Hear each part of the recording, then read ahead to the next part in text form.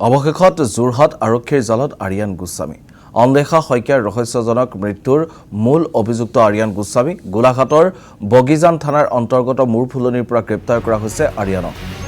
উল্লেখ কৰিব লাগিব যোৰহাটৰ আৰিয়ান গোস্বামীৰ ঘৰত ড্ৰাগছ পাৰ্টিত মৃত্যু হৈছিল অন্দেশা শইকীয়াৰ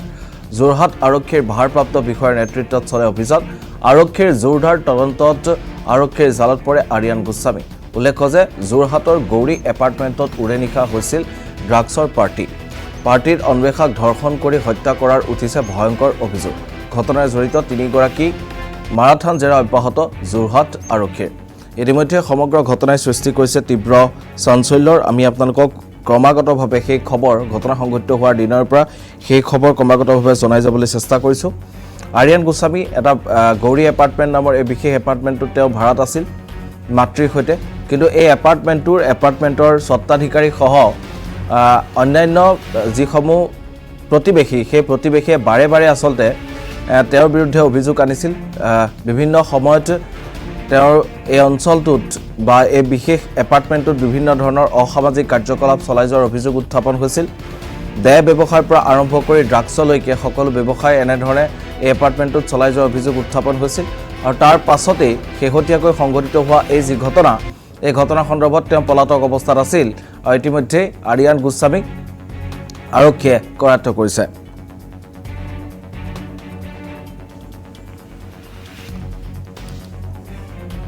ইতিমধ্যে যোৰহাট আৰক্ষীৰ জালত পৰিছে আৰিয়ান গোস্বামী আমি জনাইছোঁ ঘটনাৰ জড়িত তিনিগৰাকী ইতিমধ্যে মাৰাথান জেৰা অব্যাহত ৰাখিছে যোৰহাট আৰক্ষীয়ে যিহেতু হস্পিটেলত থবলৈ আহি পলায়ন কৰিছিল তেওঁলোকে তাৰে এগৰাকীক সুৰক্ষা কৰ্মীয়ে কৰায়ত্ব কৰিবলৈ সক্ষম হৈছিল বাকী দুজন পলায়ন কৰিছিল তেওঁলোক দুজনকো ইতিমধ্যে কৰায়ত্ব কৰিছে যোৰহাট আৰক্ষীয়ে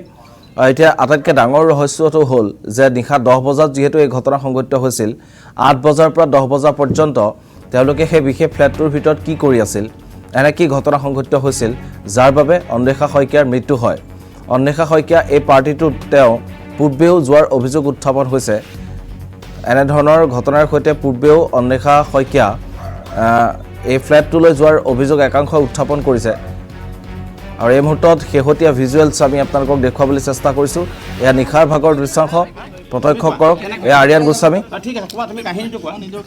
ঠিক আছে নিদুখী বৰে তুমি কেনেকৈ মাৰিলা মানে ড্ৰাগছ খাইছিল নে কি ছোৱালীজনী হা লৈছিলা ড্ৰাগছ লৈছিলা না কিন্তু তুমি সেইটো কথা কোৱা তুমি নাই লোৱা ঠিক আছে তেওঁ লৈছিল নেকি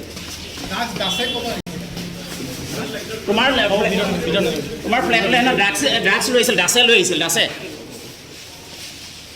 আৰু এয়া দেখা পাইছে ইতিমধ্যে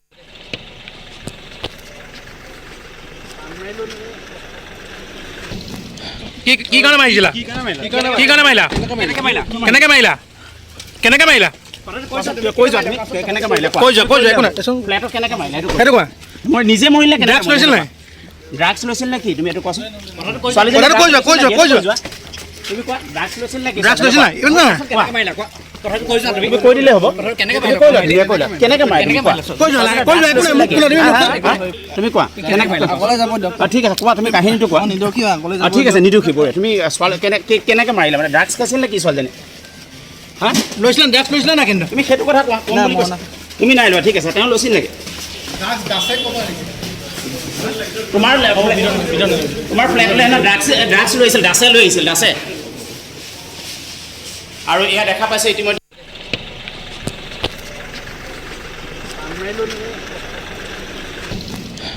কি কাৰণে মাৰিছিলা কি কাৰণে মাৰিলা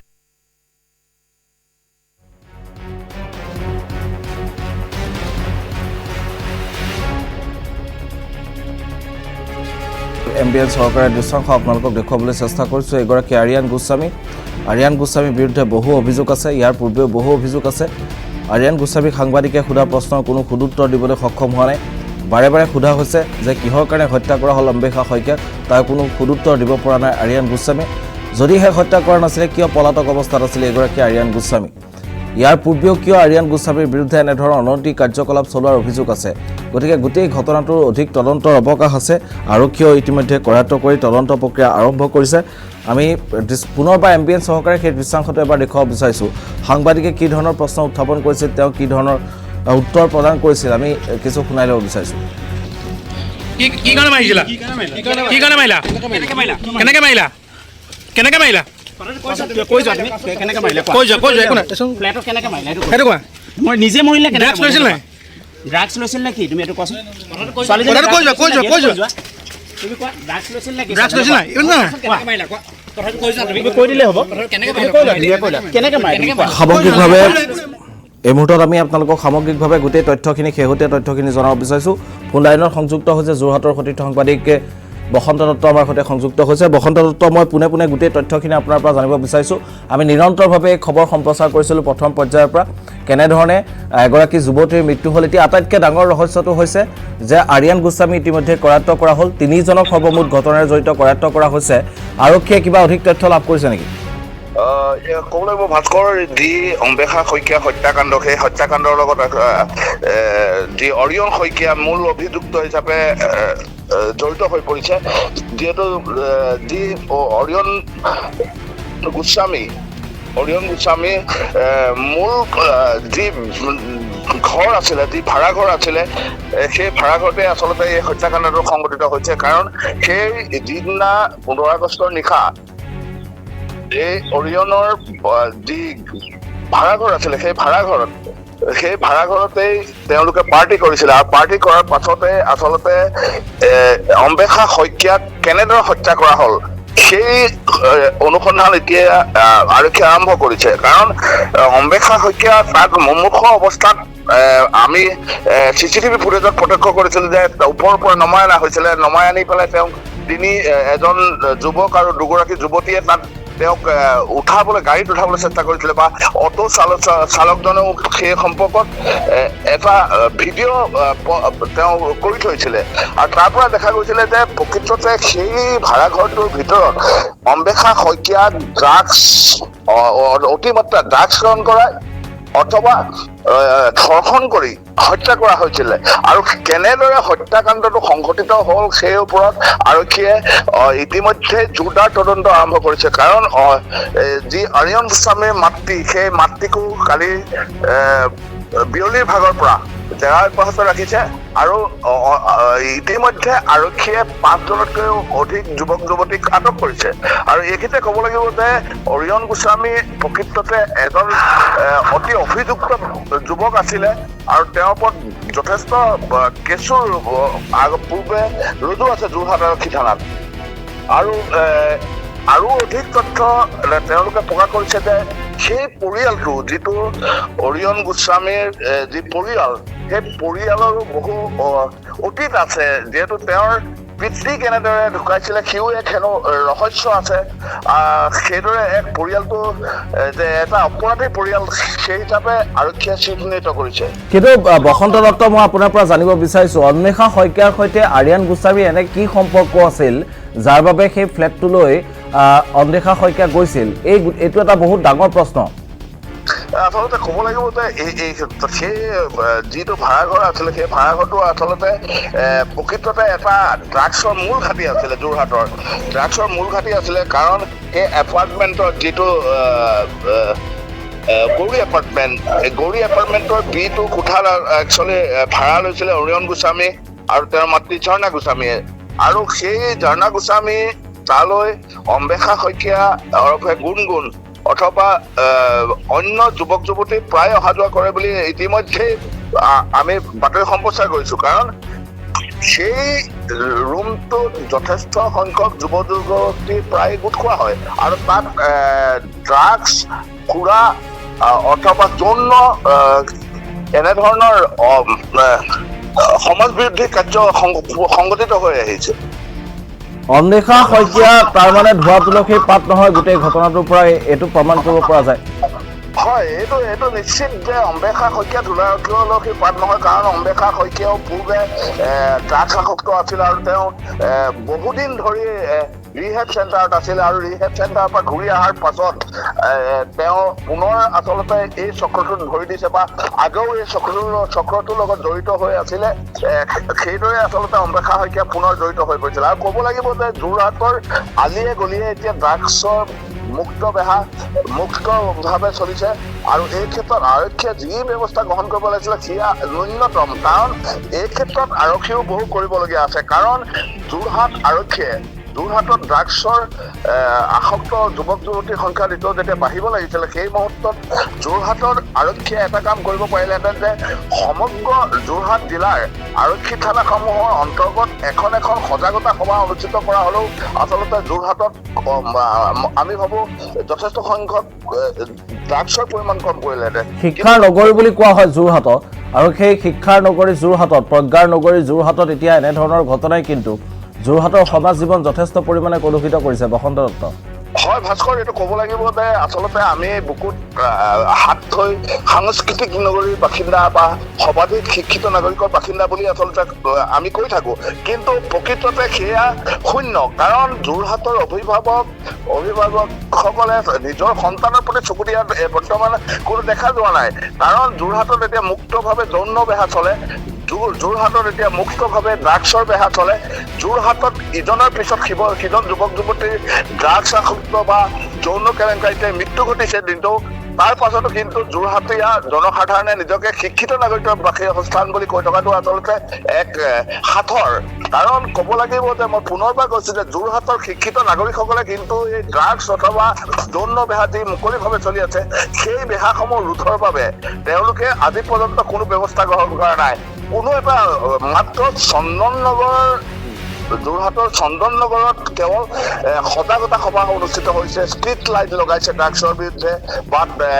পহৰা ব্যৱস্থা কৰিছে। তাৰ বাহিৰে কিন্তু জিলাখনত কোনো এই ক্ষেত্ৰত ব্যৱস্থা গ্ৰহণ কৰা নাই। কিন্তু যোৰহাটৰ শিক্ষিত নাগৰিকসকলে যদি এই ক্ষেত্ৰত আগভাগ লৈ সচেতনতা সভা অনুষ্ঠিত কৰে, গাঁও সভা অনুষ্ঠিত কৰে বা বিশিষ্ট ব্যক্তিসকলে এই ক্ষেত্ৰত আগভাগ লৈ আৰক্ষীৰ সহযোগত যদি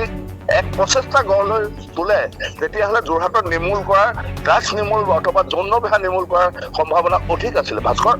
ইয়াত আটাইতকৈ ডাঙৰ কথাটো হ'ল বসন্ত দত্ত, ইয়াৰ পূৰ্বেও যোৰহাটত এনেধৰণৰ কেইবাটাও ঘটনা সংঘটিত হৈছে। ইয়াৰ পূৰ্বেও দেখিবলৈ পোৱা গৈছিল এজন যুৱকক কেনেদৰে দিন দুপৰতে মৰিয়াই হত্যা কৰা হৈছিল। এনেধৰণৰ ঘটনাসমূহৰ পিছতো কিয় আচলতে যোৰহাট আৰক্ষীয়ে এতিয়ালৈকে পৰ্যাপ্ত সজাগতাৰ যি ব্যৱস্থা সেয়া ল'ব পৰা নাই, এয়া কিন্তু আজিৰ তাৰিখত ডাঙৰ সাঁথৰ। বসন্ত দত্ত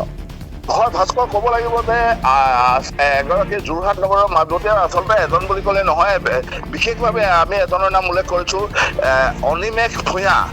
যিজন ছাত্ৰ নেতাক মৰিয়াই যোৰহাটৰ নগৰৰ মাজমজিয়াত সকলোৰে সন্মুখত হত্যা কৰা হৈছিল। বা তাৰ পাছতো চন্দন নগৰত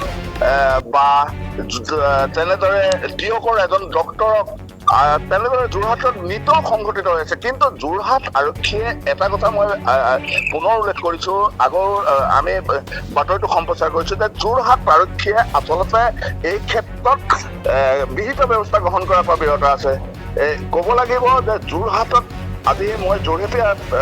এটা কথাই ক'ব লাগিব যে যোৰহাটত আচলতে পোৱাৰ পাছত সকলো শেষ হয়। কাৰণ আহোমৰ শেষ ৰাজধানী যোৰহাটত আছিলে, কিন্তু যোৰহাটতেই আহোমৰ ৰাজত্ব শেষ হৈছিলে। তেনেদৰে সি মাত্ৰ এক উদাহৰণহে। ক'ব লাগিব যে যোৰহাটৰ এই যি ঘটনাসমূহ সংঘটিত হৈ আছে তাৰ পিছত যোৰহাট আৰক্ষীৰ, যোৰহাট প্ৰশাসন অথবা সকলোৱে কেৱল মাত্ৰ নিজৰ পেটৰ কাৰণে চাকৰি কৰিবলৈ অহাৰ দৰে ইয়াত মাত্ৰ কেৱল নিয়ম মাফিক ব্যৱস্থাহে তেওঁলোকে আইনী ব্যৱস্থা গ্ৰহণ কৰে, যাৰ ফলত নিতৌ এনেধৰণৰ ঘটনা সংঘটিত হ'বলৈ আহিছে। নিশ্চয়কৈ বসন্ত দত্ত, আপোনাক ধন্যবাদ জনাইছোঁ। অধিক তথ্যৰ বাবে পুনৰবাৰ আপোনাৰ সৈতে আমি পিছৰ পৰ্যায়ত সংযুক্ত হ'বলৈ চেষ্টা কৰিম। সেয়া আছিল যোৰহাটৰ সতীৰ্থ সাংবাদিক বসন্ত দত্ত। তেওঁ ইতিমধ্যে কেইবাটাও তথ্য জনালে যে গোটেই ঘটনাটো কেৱল এটা চক্ৰই যে জড়িত আছে তেনে নহয়, গোটেই ঘটনাক লৈ অধিক তদন্তৰ প্ৰয়োজন আছে। এইগৰাকী আৰিয়ান গোস্বামীৰ বিৰুদ্ধে বহু অভিযোগ আছে, ইয়াৰ পূৰ্বেও বহু অভিযোগ আছে। আৰিয়ান গোস্বামীৰ পৰিয়ালটোৰ বিৰুদ্ধে তেওঁৰ পিতৃৰ কেনেকৈ মৃত্যু হৈছিল সিও এটা ডাঙৰ ৰহস্যৰ আৱৰ্তত সোমাই আছে। গতিকে গোটেই বিষয়টোক লৈ যিগৰাকী অন্বেষা শইকীয়াৰ কথা আমি বাৰে বাৰে কৈছোঁ, অন্বেষা শইকীয়াও যে ক'ৰবাত নহয় ক'ৰবাত ধোৱা তুলসীৰ পাত নহয় এই কথাই বাৰে বাৰে প্ৰমাণ কৰিছে। ইতিমধ্যে সতীৰ্থ সাংবাদিকগৰাকীয়ে উল্লেখ কৰিলে যে অন্বেষা শইকীয়া ইয়াৰ পূৰ্বে ৰিহেব চেণ্টাৰৰ পৰা আহিছে, অৰ্থাৎ তেওঁ ক'ৰবাত নহয় ক'ৰবাত সেই ড্ৰাগছৰ সৈতে জড়িত আছিল বা ড্ৰাগছৰ সৈতে তেওঁ জড়িত, তাৰ অভিযোগ কিন্তু অন্বেষা শইকীয়াৰ বিৰুদ্ধে আছে। গোটেই ঘটনাটোৰ অধিক তদন্তৰ প্ৰয়োজন আছে, অধিক ৰহস্যৰ আৱৰ্তন এতিয়াও আছে। অধিক তদন্তৰ পাছতহে আচলতে সকলোবোৰ ৰহস্য কেনেকৈ মাৰিলে সকলোবোৰ ৰহস্য ফাদিল হ'ব। তুমি কোৱা কেনেকৈ মাৰিলা ঠিক আছে কোৱা তুমি কাহিনীটো কোৱা ঠিক আছে নিদোষী বৰে তুমি ছোৱালী কেনেকৈ মাৰিলা মানে ড্ৰাগছ খাইছিল নে কি ছোৱালীজনী হা লৈছিলা ড্ৰাগছ লৈছিলা না কিন্তু তুমি সেইটো কথা কোৱা তুমি নাই লোৱা ঠিক আছে তেওঁ লৈছিল নেকি তোমাৰ ফ্লেটলৈ ড্ৰাগছ লৈ আহিছিল দাসে লৈ আহিছিল দাসে আৰু এয়া দেখা পাইছে ইতিমধ্যে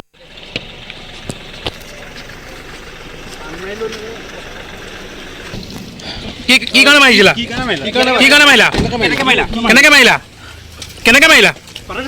কৈ যোৱা তুমি কেনেকৈ মাৰিলা কৈ যোৱা একো নাই ফ্লেটত কেনেকৈ মাৰিলা সেইটো কোৱা মই নিজে মৰিলে ড্ৰাগছ লৈছিল নাই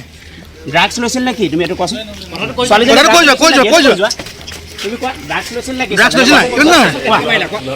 নাই এটা সফল অভিযান আপোনালোকৰ এইটো এটা সফল অভিযান ৰঙাজান ক'ৰবাত লুকাই আছিল নেকি তেখেত হয় লুকাই আছিল মানে ঘৰ লুকাই আছিল নেকি ঘূৰিছে ক'ত যাচ্ছে গোলাঘাট ৰঙাজান নাই এটা সফল অভিযান আপোনালোকৰ এইটো এটা সফল অভিযান ৰঙাজান ক'ৰবাত লুকাই আছিল নেকি তেখেত হয় লুকাই আছিল মানে ঘৰ লুকাই আছিল নেকি ঘূৰিছে ক'ত যাচ্ছে গোলাঘাট ৰঙাজান নাই এটা সফল অভিযান আপোনালোকৰ এইটো এটা সফল অভিযান ৰঙাজান ক'ৰবাত লুকাই আছিল নেকি তেখেত হয় লুকাই আছিল মানে ঘৰ লুকাই আছিল নেকি ঘূৰিছে ক'ত যাচ্ছে গোলাঘাট ৰঙাজান নাই এটা সফল অভিযান আপোনালোকৰ এইটো এটা সফল অভিযান ৰঙাজান ক'ৰবাত লুকাই আছিল